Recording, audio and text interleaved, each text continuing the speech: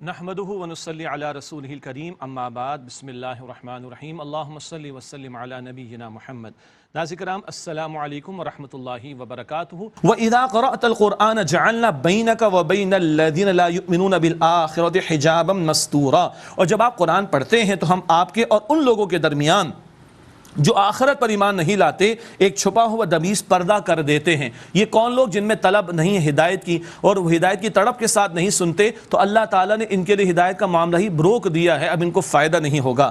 وَجَعَلْنَا عَلَىٰ قُلُوبِهِمْ أَكِنَّةً أَن يَفْقَهُوهُ وَفِي آذَانِهِمْ وَقْرًا، اور ہم نے ان کے دلوں پر پردے ڈال دیے کہ وہ اسے نہ سمجھیں، اور ان کے کانوں میں گران یعنی بوجھ ہے۔ یہ کون ہے جو ہٹ دھرم ہو گئے؟ اب ان کو فائدہ نہیں ہوگا سننے کا۔ وَإِذَا ذَكَرْتَ رَبَّكَ فِي الْقُرْآنِ وَحْدَهُ وَلَّوْا عَلَىٰ أَدْبَارِهِمْ نفورا، اور جب آپ قرآن میں اپنے معبود واحد اللہ کا ذکر کرتے ہیں تو یہ مشرک پیٹ پھیر کر نفرت کرتے ہوئے بھاگ جاتے ہیں۔ توحید کا کلمہ ان کو گوارا نہیں، مشرکوں کی بات کی جائے تو فوراً سنتے ہیں، جھوٹے معبودوں کی بات کی جائے تو فوراً سنتے ہیں، معاذ اللہ۔ نحن اعلم بما يستمعون به اذ يستمعون الیک، ہم خوب جانتے ہیں کہ یہ لوگ اس کو کس غرض سے سنتے ہیں جبکہ وہ آپ کی طرف کان لگاتے ہیں۔ وَإِذْ هُمْ نَجْوَىٰ إِذْ يَقُولُ الظَّالِمُونَ إِن تَتَّبِعُونَ إِلَّا رَجُلًا مَسْحُورًا، اور جب وہ سرگوشی کرتے ہیں یعنی کہتے ہیں کہ ظالم کہتے ہیں کہ تم پیروی نہیں کرتے مگر ایک جادو زدہ آدمی کی، معاذ اللہ۔ سننا کس لیے تھا؟ اعتراضات کرنے کے لیے اور لوگوں کو روکنے کے لیے، اور نبی پاک علیہ الصلوۃ والسلام کی شان میں یہ مشرکین گستاخی کرتے، خاص طور پر ان کے سردار۔ انظر کیف ضربوا لك الامثال فضلوا فلا يستطيعون سبیلا، بھلا دیکھو انہوں نے آپ پر کیسی مثالیں چشمہ کر دیں، پس وہ گمراہ ہو گئے، پس وہ کسی راستے کی استطاعت نہیں پاتے، صحیح راستہ ان کو اب نہیں ملے گا۔ وقالوا اذا كنا عظاما ورفاتا ائنا لمبعوثون خلقا جديدا، اور وہ کہتے ہیں کہ جب ہم ہڈیاں اور ریزہ ریزہ ہو جائیں گے کیا ہم دوبارہ نئی تخلیق میں اٹھائے جائیں گے؟ اعتراض کر رہے ہیں آخرت میں دوبارہ اٹھائے جانے کے بارے میں۔ اللہ کا تبصرہ، قل کونوا حجارۃ او حدیدا، آپ فرما دیجئے تم پتھر یا لوہے ہو جاؤ، او خلقا مما یکبر فی صدورکم، یا کوئی اور مخلوق جو تمہارے خیالات میں اس سے بھی بڑھ کر ہو۔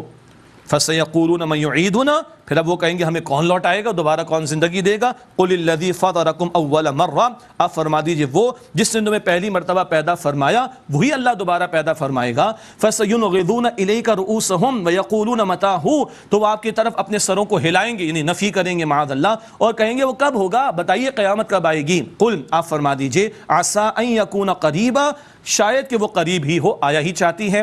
یوم یدعوکم فتستجیبون بحمدہ وتظنون ان لبثتم الا قلیلا، تو جس دن وہ اللہ تمہیں پکارے گا تو تم اس کی تعریف کے ساتھ تعمیل کرو گے، حمد کرو گے، اور تم یہ خیال کرو گے کہ دنیا میں صرف تھوڑی ہی دیر رہے ہو۔ جب وہاں کھڑے ہوں گے تو دنیا کچھ بھی محسوس نہیں ہوگی۔ اللہ ہمیں کل کا یقین عطا فرمائے۔ وَقُلْ لِعِبَادِي يَقُولُوا الَّتِي هِيَ أَحْسَنُ، اور آپ میرے بندوں کو فرما دیجئے کہ بات وہ کہیں جو سب سے اچھی ہو۔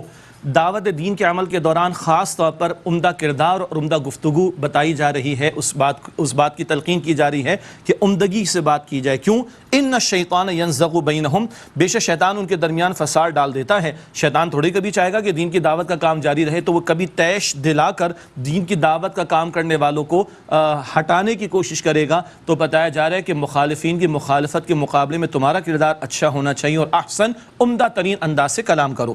ان الشیطان کان للانسان عدوا مبینا، بے شک شیطان انسان کا کھلا دشمن ہے۔ ربکم اعلم بکم، تمہارا رب تمہیں خوب جانتا ہے۔ ان یشاء یرحمکم او ان یشاء یعذبکم، اگر وہ چاہے تو تم پر رحم کرے اور اگر چاہے تو تم پر عذاب دے، تمہیں عذاب دے۔ وما ارسلناک علیہم وکیلا، اور اے نبی علیہ الصلوۃ والسلام ہم نے آپ کو ان پر وکیل بنا کر نہیں بھیجا، یعنی جبر کر کے قبول کرانا یہ پیغمبر علیہ السلام کی ذمہ داری نہیں ہے۔ وربک اعلم بمن فی السماوات والارض، اور آپ کا رب خوب جانتا ہے اسے جو کوئی آسمان اور زمین میں ہے۔ وَلَقَدْ فَضَّلْنَا بَعْضَ النَّبِيِّينَ عَلَى بَعْضٍ، اور ہم نے یقیناً بعض انبیاء کو بعض پر فضیلت عطا فرمائی۔ وَآتَيْنَا دَاؤُدَ زَبُورًا، اور ہم نے داؤد علیہ السلام کو زبور عطا فرمائی۔ ایک خاص معاملہ یہ کہ ان کو اللہ نے بادشاہت بھی عطا فرمائی، سبحان اللہ، خوب دنیا کے بھی وسائل عطا فرمائے، لیکن اپنا نبی بنایا، ان کو زبور بھی عطا فرمائی۔